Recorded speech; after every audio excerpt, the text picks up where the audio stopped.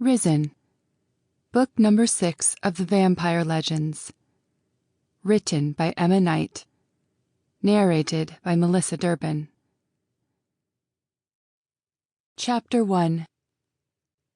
Rachel held Benji's face in her hands as he leaned in to kiss her, and she had never felt skin so smooth. His eyes opened, and in those eyes she could see all the love shining out towards her. She felt hypnotized.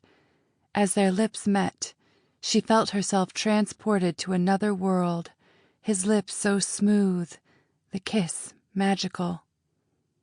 She opened her eyes and looked at him, and he said, "I love you with everything that I am." She looked into his eyes and tried to remember. She was confused. "Who are you?" she asked. She felt deep inside her soul that she knew him, but somehow she could not remember. "Don't you remember?" Benji asked. She tried with everything that she had, but she just could not remember.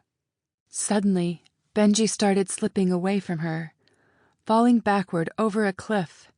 She reached out to grab him, but she felt him slipping away and watched, horrified, as he went plunging down, disappearing into a cloud.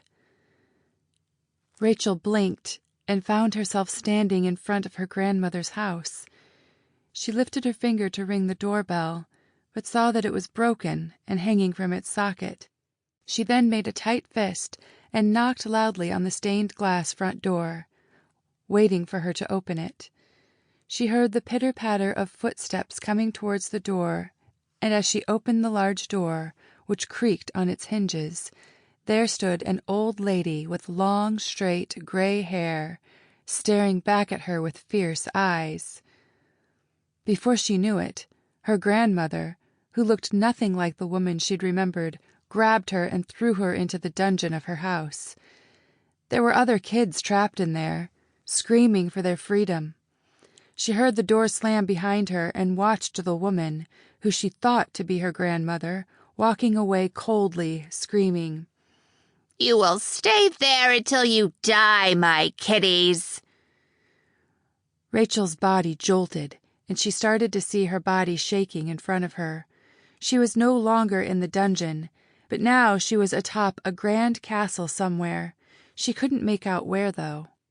She stood there watching as an outsider her body morph into something she couldn't quite make out. Her fingernails grew long talons, and her teeth grew into fangs. Her skin became sensitive, and the small, tiny... Sample complete. Ready to continue?